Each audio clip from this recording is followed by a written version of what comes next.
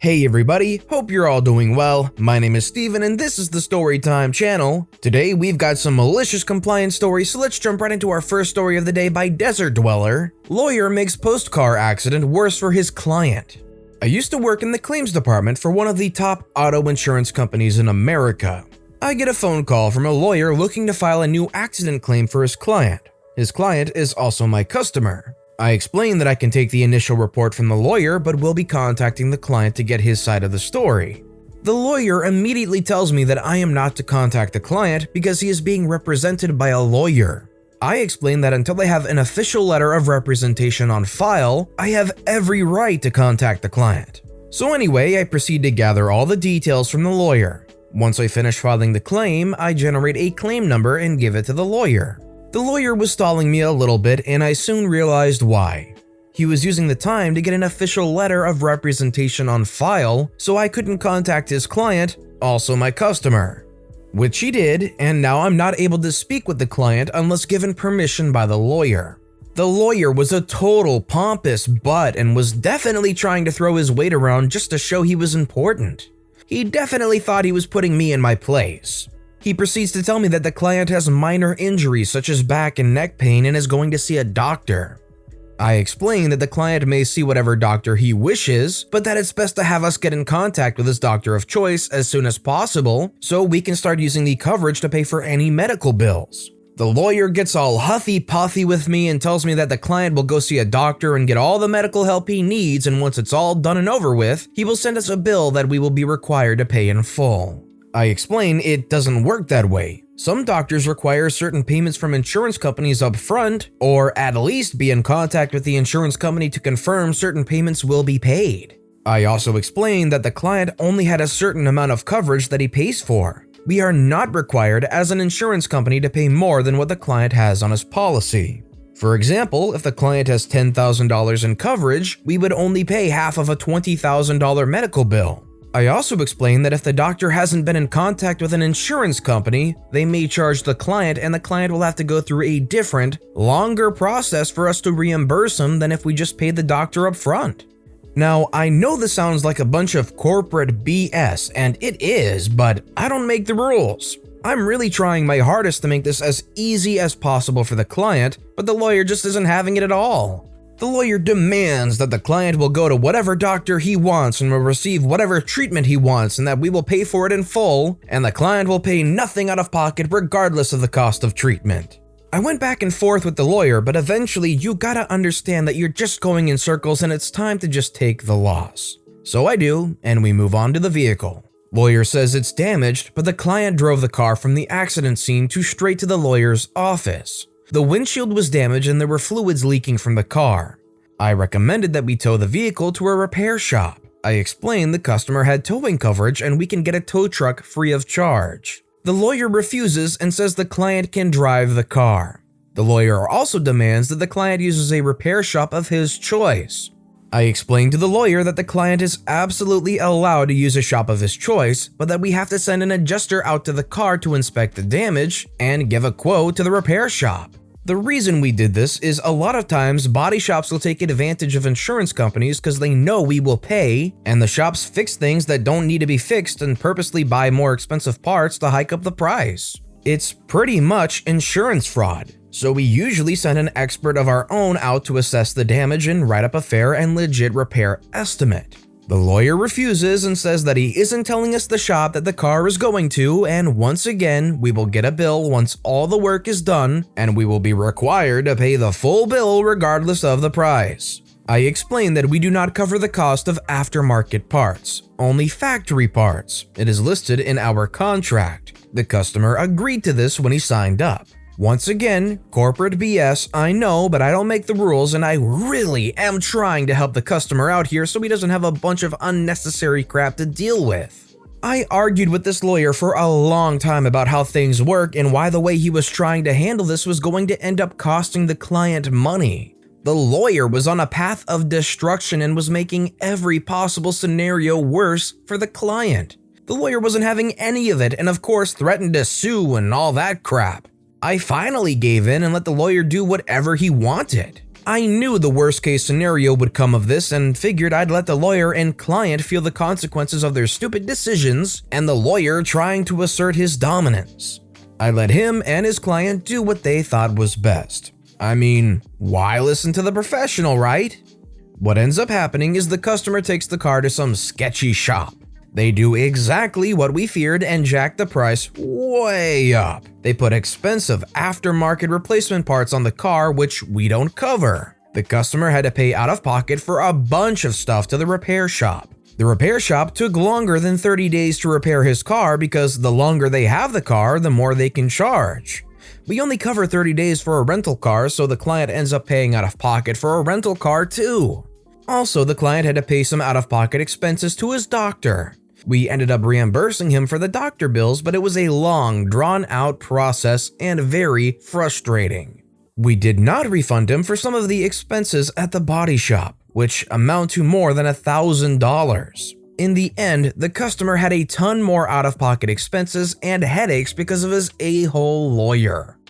I definitely don't know what this lawyer's deal was. Maybe the longer they could draw the whole thing out, the more money they could make off the client? Or maybe they were power tripping and they needed that fulfillment of it's my way or the highway, and this is how it's gonna be. I spent way too long getting this education for this job and now I'm going to take it out on you. I would just imagine that if there's somebody working as an adjuster, they're trying to help you out as much as possible, right? Considering to begin with that the client drove the car from the accident scene straight to the lawyer's office, do you think this was the client's idea all along, or do you think it was the lawyer's prerogative? Let me know in the comments down below.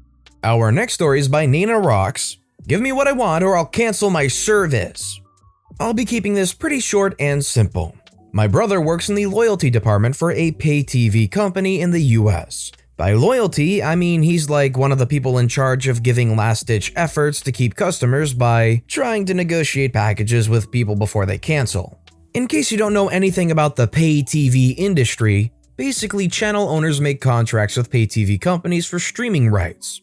This happens every year, so when you sign a 2-year contract, the company is essentially paying part of the cost of your package for the next 2 years, with the deficit being even higher in the second year of your contract because the prices of those channels have already gone up. This is why pay TV prices go up so drastically after a price lock contract expires.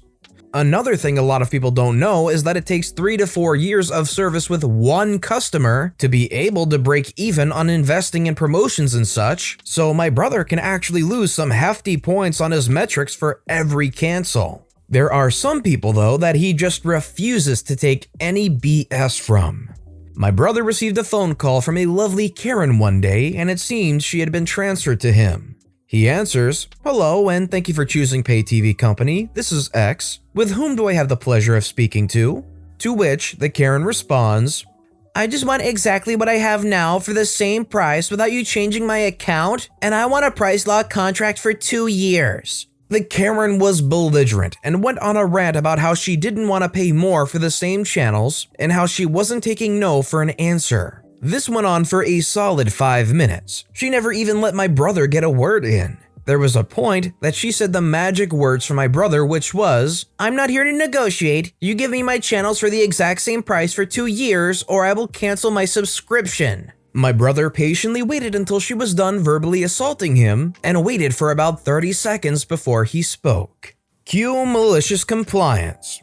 My brother calmly responded with, "Okay, so to which address am I sending the return boxes to?" "What do you mean by return boxes?" "Well, you told me you don't want to negotiate and I can't give you what you're asking for, so your service will be canceled as of today. Is so-and-so the correct address to send the boxes to?" She went on a rant about what lousy customer service the company had, went back and forth with my brother for a little longer, and then eventually hung up without canceling her account. Hey, at least my brother's metrics weren't affected. I definitely don't envy the people who work in jobs like that where literally just doing your job can cause you to lose some hefty points on your metrics every time somebody actually cancels. Your job is to just try and retain somebody. They're on their way out, they want out, they've already expressed they're going to cancel, and your job is to try to be the last-ditch effort to reel them in, and if you can't do it, you lose points, you lose metrics. That's a tough job. You gotta be a good salesperson to have that job. Our next story is by Shimakaze4. Don't ask a question you might not want to hear an answer to.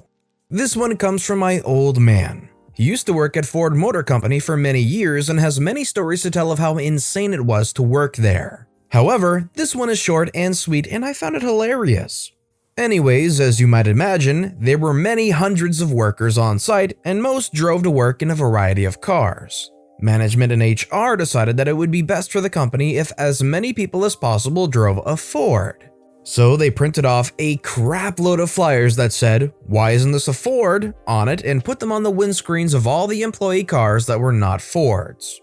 Cue hundreds of flyers coming back to HR and management with the statement, "Because you don't freaking pay us enough," and various other offensive words written on them. Management decided that they didn't care what car their employees drove after that. I would definitely think that it's a little too lofty a goal to expect all your normal workers at a motor company that assemble vehicles and whatnot all drive Fords. Oftentimes they would probably be driving stuff that they can just afford regardless of what make it is. This next story is by Dragon Girl Messaloon. Always run both washers and submit a new maintenance request for every error? You got it. Background. I work for a large research company washing lab glassware in one of several buildings. Most of the buildings have these nice washers that let us fit a fair amount of stuff and allow us to mix washes. We can wash small stuff like stir bars, bottle caps, stoppers, and big stuff like 2-liter glass bottles in the same wash, instead of all big stuff or all small or medium. Problem is, the washers are way over-engineered, so at the slightest problem they will shut off and show an error. If you get an error, you are supposed to submit a maintenance request detailing what the error was and when it occurred, so a technician can come out and fix it. But usually the problem is solved by turning the washer off and on again, entering a code, and restarting it. It can get annoying because each wash takes an hour and a half, but you can't rush them. Setup. The building I'm currently in has 2 washers, but the water pressure in this particular building is terrible during my shift, 6:30 a.m. to 2:30 p.m., resulting in one of the washers getting constant errors if I run both of them simultaneously. A technician has been out to check it multiple times and has always said that nothing is wrong. I work around this by only running one washer during the day. I thought it worked pretty well, until my boss called me in to talk today. Apparently, the people on the second and third shift have complained that I've been leaving them too much to do by only running one washer. So I calmly explain the situation to him, and this is what he says. "That can't be right. Second and third don't have this problem. Just run both washers and always submit a request whenever one shuts down." Game on. The compliance. So I go back to my washroom, load both up and start them. As I expect, after a few minutes, one gets an error and shuts off. So I open up my computer and submit a request. Then I shut off the washer, turn it back on, and start it again. Again, error, and again another request. I repeat this about 5 more times, all within a 15-minute time frame, before I break for lunch, eagerly awaiting the fallout. The fallout. Sure enough, when I come back from lunch, there's an email from my boss. Boss says, "OP, I've noticed you submitted requests on the same washer error several times. Is this some sort of computer error?" I say, "Nope, just putting in a request for every error like you told me. Should I keep running the washer?" My boss quickly emailed one of my coworkers and confirmed the error was a water pressure problem. Needless to say, he told me to stop running the other washer. Well, at least in the end it was revealed that OP wasn't crazy and wasn't making this stuff up. It very clearly was a water pressure problem, and it was proved. At least in the end, OP was vindicated. And our final story of the day is by The Barking Ant, video conferencing. When my company had us start working from home, we started doing our team meetings via Skype. Our manager told us we didn't have to use our cameras, we could just be on audio. All of a sudden, she decides that now everyone has to be on video because she likes to see us. Whatever, she's just someone who says one thing and then does something totally different. For instance, she tells us to double check our time cards on Friday mornings and correct any mistakes, but then checks them daily and sends you a message saying that something is wrong on your card. If you remind her that she told you to check on Fridays and the day is only Wednesday, She gets all pissy and says, well, there shouldn't be mistakes anyways, so I'm telling you now. And then reminds you to always check on Fridays. It's very frustrating. Anywho, I was kinda irritated about the whole change of whim regarding the video camera. So I had to comply, but I threw in a curveball. I bought a Pennywise clown mask online and wore it to the next meeting. The look on her face when I showed up on camera was priceless. She was so unnerved. Partway through the meeting, she was so distracted, she said, "Jennifer, that mask is really disturbing." I shrugged my shoulders and said I didn't have time to do my hair or makeup. She just glared in the camera, then moved on.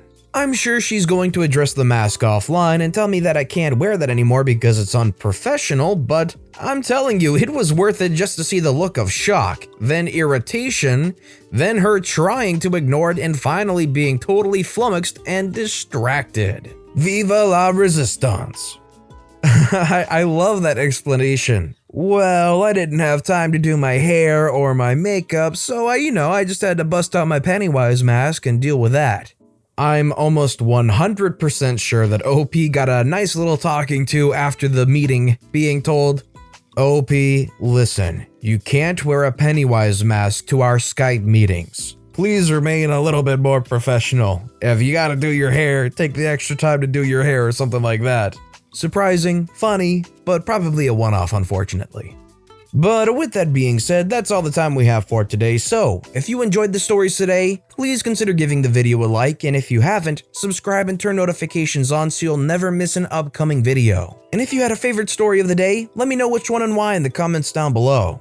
But no matter what you did, whether it was liking, commenting, subscribing, whatever you did, thank you all so very much for supporting me right here on the Storytime channel. I hope you all have a wonderful day, and as always, I'll be back tomorrow with more Reddit stories right here on the Storytime channel.